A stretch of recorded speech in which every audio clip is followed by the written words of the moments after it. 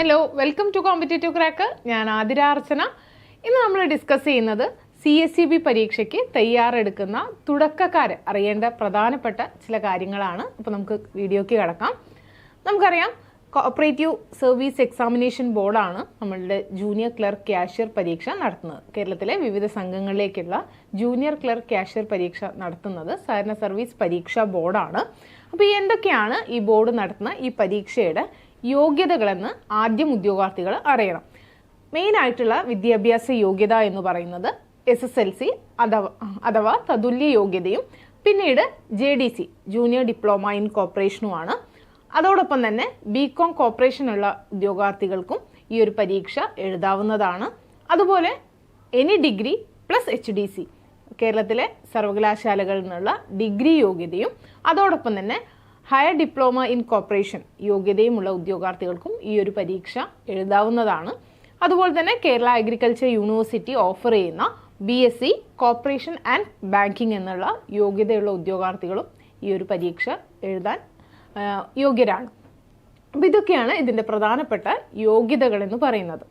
ഇനിയുള്ള ഇതിൻ്റെ മറ്റൊരു കാര്യമാണ് ഏജ് എന്ന് പറയുന്നത്. നമുക്കറിയാം, 18 വയസ്സ് കഴിഞ്ഞ ഏതൊരാൾക്കും സഹകരണ സർവീസ് പരീക്ഷ, ഈ യോഗ്യതകളുള്ള ഏതൊരാൾക്കും സഹകരണ സർവീസ് പരീക്ഷാ ബോർഡ് നടത്തുന്ന ഈ ഒരു പരീക്ഷ എഴുതാവുന്നതാണ്.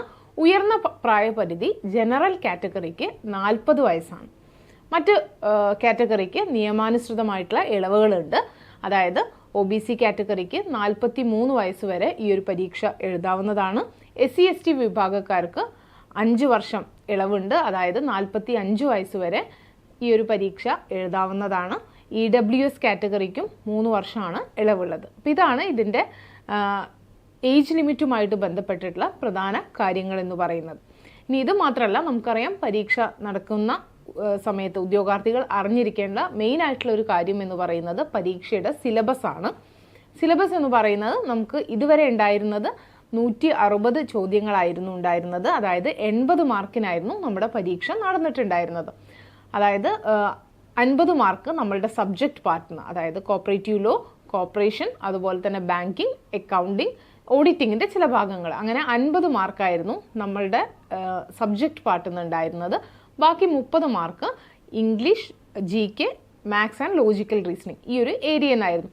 എന്നാൽ ഈ ഒരു 2024 ഡിസംബർ 31 വന്ന സഹകരണ ചട്ടം ഭേദഗതിയുടെ അടിസ്ഥാനത്തിൽ നമ്മളുടെ പരീക്ഷയുടെ മാർക്ക് 100 മാർക്കാക്കി ചുരുക്കിയിട്ടുണ്ട്. അതായത് 100 ചോദ്യങ്ങളായിട്ട് ചുരുക്കിയിട്ടുണ്ട്. 160 ചോദ്യങ്ങൾ എന്നുള്ളത് ഇനി മുതൽ 100 ചോദ്യങ്ങളാവും. അപ്പോൾ സ്വാഭാവികമായിട്ടും 1 മാർക്കിൻ്റെ 100 ചോദ്യങ്ങളാണ് ഉണ്ടാവുക. അപ്പോൾ സബ്ജക്റ്റിൽ നിന്ന് നമുക്ക് നമ്മളുടെ ഒരു കാഴ്ചപ്പാടനുസരിച്ച് സബ്ജക്റ്റിൽ നിന്ന് മാർക്കൊന്നും കുറയാനുള്ള സാധ്യത വളരെ കുറവാണ്. പിന്നീട് നമുക്ക് പ്രതീക്ഷിക്കാവുന്നത് ഇംഗ്ലീഷ്, GK, മാത്സ്, അതിൻ്റെ വെയിറ്റേജിൽ ചിലപ്പോൾ മാറ്റം വന്നേക്കാം. അത് നമുക്ക് നോട്ടിഫിക്കേഷൻ വന്നാലേ ആധികാരികമായിട്ട് അതിനെക്കുറിച്ച് പറയാൻ പറ്റുള്ളൂ. ഉദ്യോഗാർത്ഥികൾ ഈ ഒരു മാർക്ക് ഡിസ്ട്രിബ്യൂഷനും മറ്റുമായിട്ടുള്ള ബന്ധപ്പെട്ട കാര്യങ്ങൾ അറിഞ്ഞിരിക്കണം. നമ്മൾ എഴുതുന്ന പരീക്ഷ ഏതാണെങ്കിലും ആ പരീക്ഷയെ കുറിച്ച് മിനിമം ഇങ്ങനെയുള്ള കാര്യങ്ങൾ നിങ്ങൾ അറിഞ്ഞിരിക്കണം. നമുക്ക് നെഗറ്റീവ് മാർക്ക് ഇല്ല എന്നുള്ളത് PSCയുമായിട്ട് കമ്പയർ ചെയ്യുമ്പോൾ നമ്മളുടെ CSEB എക്സാമിനുള്ള വലിയൊരു അഡ്വാൻറ്റേജ് ആണ്. അപ്പോൾ അതുകൊണ്ട് തന്നെയാണ് ഈ ഒരു പരീക്ഷയിലേക്ക് കൂടുതൽ ഉദ്യോഗാർത്ഥികൾ എഴുതാനും മുന്നോട്ട് വരുന്നത്. അപ്പോൾ ഇതാണ് നമ്മുടെ CSEB ജൂനിയർ ക്ലർക്ക് ക്യാഷ്യർ പരീക്ഷയുമായിട്ട് ബന്ധപ്പെട്ടിട്ടുള്ള വളരെ പ്രധാനപ്പെട്ട കാര്യങ്ങൾ. അപ്പോൾ ഉദ്യോഗാർത്ഥികളെ സംബന്ധിച്ചിടത്തോളം എന്നും നമുക്ക് വരുന്ന മാറ്റങ്ങൾ അനുസരിച്ച് നമ്മുടെ പരീക്ഷാ പരിഷ്കരണമൊക്കെ അനുസരിച്ചിട്ട് തയ്യാറെടുപ്പുകൾ നടത്തേണ്ടതായിട്ടുണ്ട്. അപ്പോൾ അതിനൊക്കെ നിങ്ങൾ അസിസ്റ്റ് ചെയ്യാൻ കോമ്പറ്റേറ്റീവ് ക്രാക്കറിൽ നമ്മൾ ബാച്ചസ് സ്റ്റാർട്ട് ചെയ്യുന്നുണ്ട്.